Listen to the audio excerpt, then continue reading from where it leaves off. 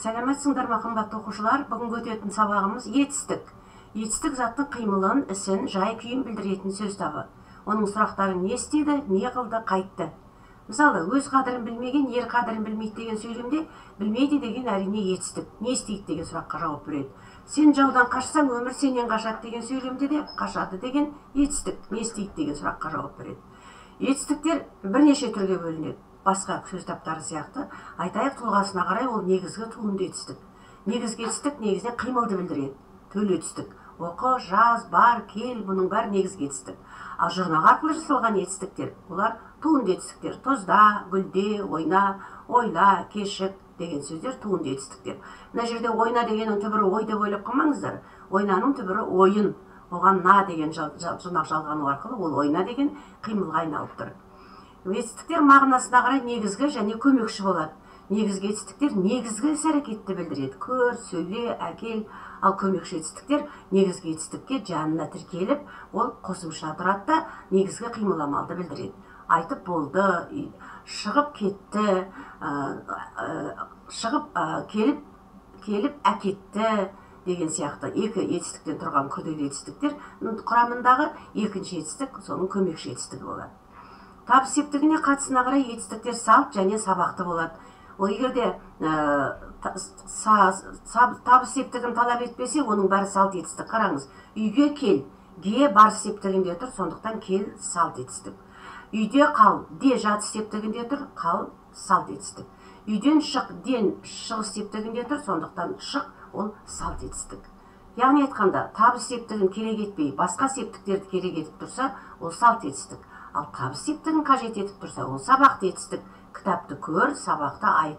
Нені кітапты, нені сабақты айт. Бұлар сабақ.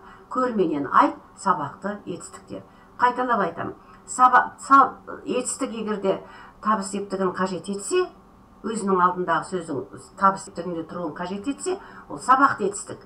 А егер қажет етпесе, ол салт етістік. Етістіктің келесі бір түрлері іс-әрекеттің орындалуына қарай болымды, болымсыз етістіктер. Мысалы, болымды етістіктер бар, отыр, шық, үйге бар, үйде отыр, тағы басқа.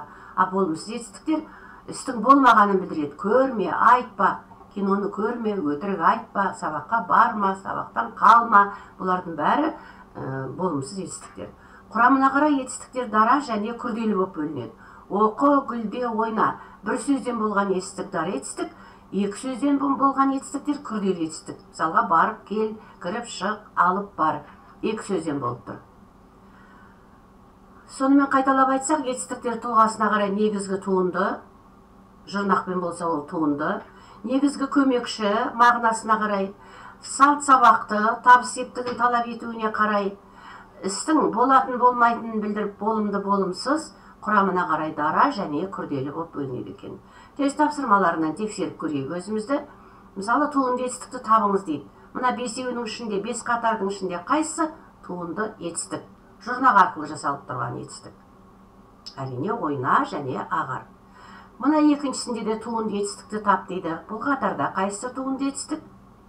Ойна және санат. Ойын және сана деген, сан деген зат есімнен ойна, санат деген туынды етістік пайда болып тұр.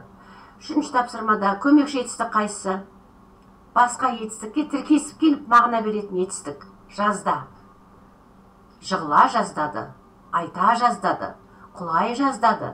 Бере жаздады. Ұрсып қала жаздады. Мұнда жазда деген алдыңғы етістіктерге қосымша тіркеліп, көмекші болып тіркеліп, толық мағынаға ие болып тұр. Сабақты етістік қайсысы? Яғни айтқанда табыс септігін қажет етіп тұрған етістік қайсысы? Тағала, атты тағала. Дара етістігі бар сөйлем қайсы осының ішінде? Келді ме, ойнап жүр ме, қалды, әдемі екен, 16. Қайсысы дара етістік? Әрине, келді. Ойнап жүр, бола, сары бола қалды, әдемі екен, 16 дегеннің бәрі күрделі етістіктер. Болымсыз етістікті табыңыз дейді. Болымсыз етістік. Қайсысы болымсыз етістік?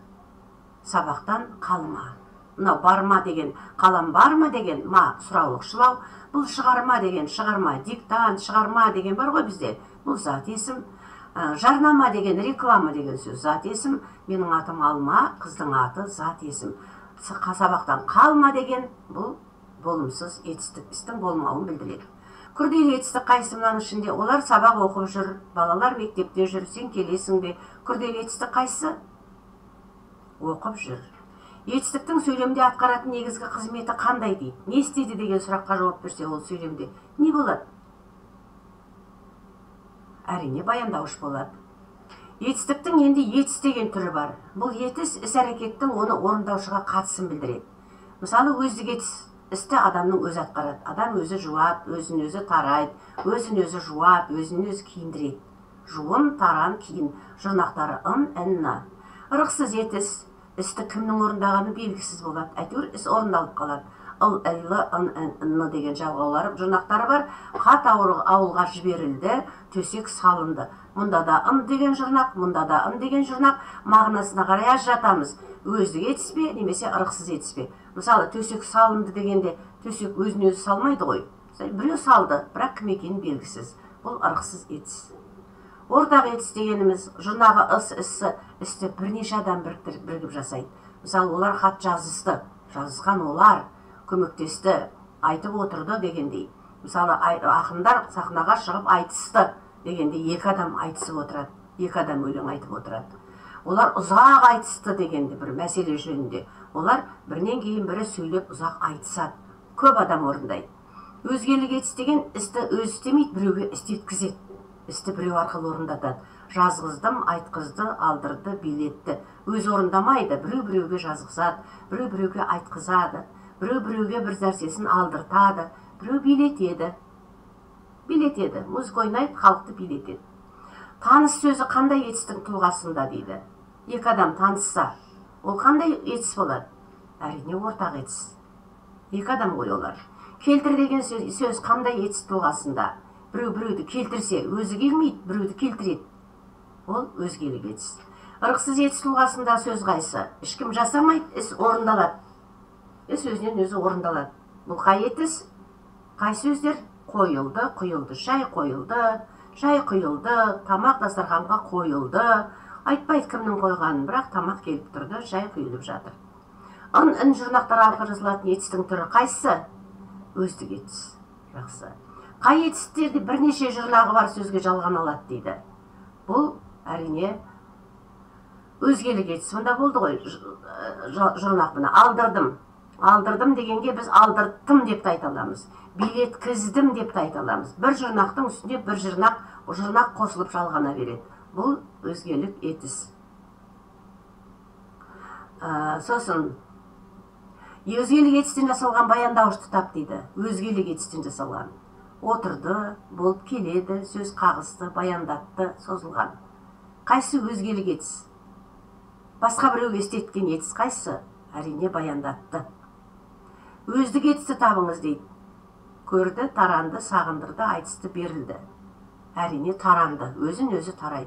Енді қараңызшы, сағындырды деген анасы қызын сағындырды, немесе қызы анасын сағындырды. Келмей қойды деген сөз ғой. Бұл өзгелік етіс. Айтысты деген ортақ етіс, берілді деген тамақ берілді, кім бергені белгісіз. Әйтеуір бала тоқ отыр, тамақ берілді оған, жылауын қойды. Бұл ырықсыз етіс. Етістіктің енді тұйық етістік деген түрі бар. Ол шақпен де жақпен де байланысы жоқ, қимылдың тек атауын ғана білдіреді.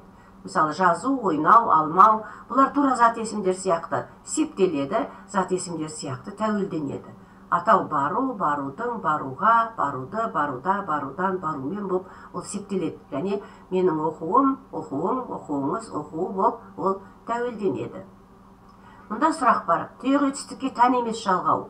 Тұйық етістікке көптік жалғау жалғанбайды. Барулар, келулер деп айтылмайды. Тұйық етістіктің жұрнағы жалғанғанда соңғы дыбысы өзгеріске ұшырайтын қай сөз? Ішпеу ма, қайту ма, жуу ма, ілесу ме, әлде ағу ма? Әрине ағу. Мынаған қосылғанда, у қосылғанда қ-ға айналады. Қай сөйлемде тұйық етістік бар?